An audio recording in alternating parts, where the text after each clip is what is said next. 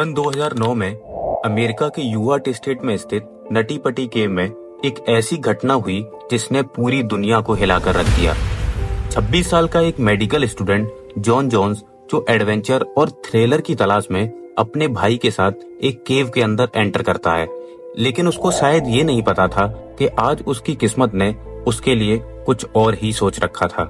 कैसे जॉन के एक गलत डिसीजन ने उसको अपनी पूरी लाइफ उस केव में दफन होने के लिए मजबूर कर दिया। आखिर क्या हुआ था उस दिन, क्यों ये गुफा आज के दिन तक बंद पड़ी है और वो कौन सा गलत डिसीजन था जिसकी वजह से जॉन को अपनी जिंदगी के आखिरी 27 घंटे उस केव के अंदर बिताने पड़े। आइए जानते हैं इस दिल दहला देने वाली घटना की पूरी सच्चाई।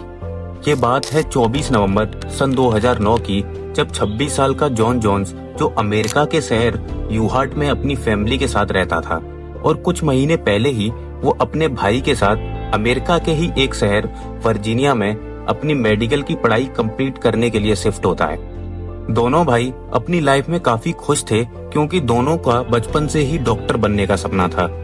जॉन, जिसने 2 साल पहले ही अपनी गर्लफ्रेंड से शादी की थी और उसकी अब 1 साल की बेटी भी थी जिससे वो बहुत प्यार करता था।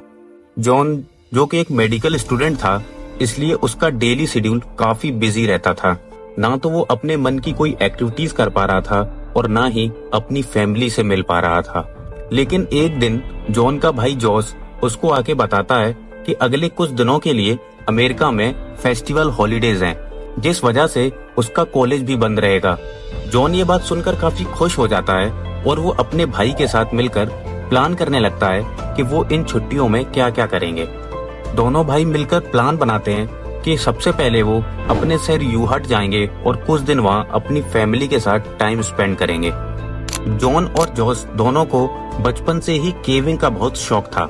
वो दोनों बचपन में अक्सर अपने पिता के साथ केविंग के लिए जाते रहते थे। इसलिए जॉन ये प्लान करता है कि फैमिली से मिलने के बाद वो लोग अपने कुछ कॉलेज फ्रेंड्स के साथ यूटा की एक फेमस गुफा नटी पटी केव को एक्सप्लोर करने के लिए जाएंगे। और फाइनली 24 नवंबर सन 2009 को रात के 8 बजे जॉन, जॉस और उसके फ्रेंड्स का ग्रुप नटी पटी केव को एक्सप्लोर करने के लिए निकल जाते हैं।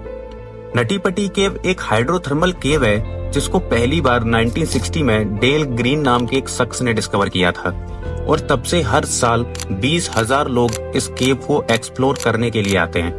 नटी पटी केव अपने तंग रास्तों की वजह से काफी फेमस है और इसी वजह से हर साल यहाँ कुछ न कुछ हादसे होने लगे। लेकिन 1999 से लेकर 2004 तक इन हादसों की संख्या बढ़ने लगी। इस वजह से यूएस गवर्नमेंट ने सन 2006 में इस केव को एक्सप्लोर करने पर रोक लगा दी। गवर्नमेंट के इस डिसीजन पर प्रोफेशनल केवर्स नाराज हो गए और डिमांड करने लगे कि केव को उन लोगों के लिए बंद किया जाए जिनके पास केविंग का कोई एक्सपीरियंस नहीं है, क्योंकि अक्सर वही लोग केव में फंसते हैं। प्रोफेशनल केवर्स और गवर्नमेंट के बीच ये लड़ाई पूरे 1 साल चलती रही और आखिरकार 2007 में केव को नए रूल्स के साथ दोबारा खोल दिया गया। एक मैनेजमेंट कमेटी बनाई गई जो केव के अंदर उन्हीं लोगों को जाने की परमिशन देगी जिनका केविंग में अच्छा खासा एक्सपीरियंस हो और जिनके पास प्रोफेशनल इक्विपमेंट भी हों। नटी पटी में जाने के लिए 21 दिन पहले ही एक परमिट के लिए अप्लाई करना पड़ता था और इसीलिए जॉन और जॉस दोनों ने इस परमिट के लिए कॉलेज में ही अप्लाई कर दिया था। क्योंकि दोनों को बचपन से केविंग का एक्सपीरियंस था, इसीलिए अथॉरिटी उनकी रिक्वेस्ट को एक्सेप्ट कर लेती है। 24 नवंबर सन 2009 को रात के 8 बजे जॉन जोन्स अपने ग्रुप के साथ नटी पटी केव के अंदर चले गए। दोनों भाइयों को केविंग का एक्सपीरियंस तो था, लेकिन नटी पटी केव में वो लोग पहली बार जा रहे थे। केव के अंदर 1 घंटे तक सब कुछ नॉर्मल था, जिसमें उन्होंने सबसे बड़ी कैविटी को एक्सप्लोर किया जिसको बिग स्लाइड कहते थे। लेकिन तभी जॉन ने केव के सबसे डीप हिस्से को एक्सप्लोर करने का फैसला किया जिसको बर्थ कैनल कहते हैं और ये केव का सबसे मुश्किल हिस्सा भी था। बर्थ कैनल में जाने का आइडिया जॉन का था, इसलिए वो सबसे आगे था। थोड़ी देर चलने के बाद जॉन रास्ता भटक जाता है और वो केव के उस हिस्से में चला जाता है जहां आज तक कोई नहीं गया था। अब जॉन ऐसी जगह फंस चुका था जहां से ना तो वो आगे की तरफ जा पा रहा था और ना ही पीछे की तरफ आ पा रहा था। तभी जॉन को आगे एक जगह नजर आई और यहाँ जॉन को लगा कि शायद वो यहाँ से वापस मुड़ पाएगा। पर यहाँ मामला और ज्यादा बिगड़ गया, क्योंकि बदकिस्मती से जब वो 10 बाई 18 इंच के इस रास्ते में दाखिल हुआ तो आगे एक डेथ एंड था और अब जॉन वॉशिंग मशीन जितनी जगह में उल्टा फंस चुका था। जॉन के भाई जॉस ने काफी बार उसको निकालने की कोशिश की, पर अब शायद बहुत देर हो चुकी थी। दोनों भाई अब ये समझ चुके थे कि वो एक बहुत बड़ी मुश्किल में फंस चुके हैं और अब उनको बाहर निकालने के लिए प्रोफेशनल्स की जरूरत पड़ेगी। जॉन का भाई जॉस केव के बाहर आता है और 199 पर पूरे हादसे की जानकारी देता है। तकरीबन 3 घंटे के बाद पहली रेस्क्यू टीम वहां पहुंच जाती है। रेस्क्यू ऑपरेशन 4 घंटे तक चलता है, पर जॉन उनकी उम्मीद से ज्यादा बुरी तरीके से फंसा था और ये ऑपरेशन फेल हो जाता है। अभी सुबह के 6 बज गए थे और ये खबर पूरे अमेरिका में फैल जाती है। जॉन की फैमिली जब ये खबर सुनती है तो फौरन वो लोग नटी पटी केव पहुंच जाते हैं। वहां पहुंचने के बाद एक्सपर्ट उनको बताते हैं कि जॉन को बाहर निकालने के लिए अब सिर्फ 2 ही रास्ते हैं। पहला रास्ता ये था जिसमें वो लोग जॉन के दोनों पैरों को काट देंगे, क्योंकि जॉन जिस पोजीशन में फंसा था उसमें ना तो वो अपने पैरों को मोड़ पा रहा था और ना ही मूव कर पा रहा था। और दूसरा रास्ता ये था जिसमें एक्सपर्ट्स केव में पुली इंस्टॉल करेंगे और जॉन के पैरों में रस्सी को बांधकर उसको पुली के जरिए बाहर खींच लेंगे। सुनने में ये आइडिया काफी सिंपल लग रहा था, पर इसको अप्लाई करना उतना ही मुश्किल था। पुली को इस तरह से इंस्टॉल करना था जिससे सारा प्रेशर पुली पर आए, क्योंकि अगर थोड़ा भी प्रेशर रस्सियों पर आया तो वो टूट भी सकती हैं। लेकिन इससे भी बड़ी प्रॉब्लम थी केव में पुली को ड्रिल करना, क्योंकि ड्रिल की वजह से पत्थर टूट सकते थे और वो रास्ता भी बंद कर सकते थे।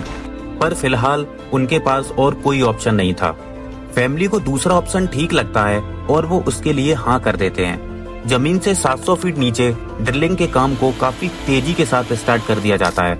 देखते ही देखते केव के बाहर अब 100 से भी ज्यादा एक्सपर्ट्स आ चुके थे, पर वो सब मिलकर भी कुछ नहीं कर पा रहे थे।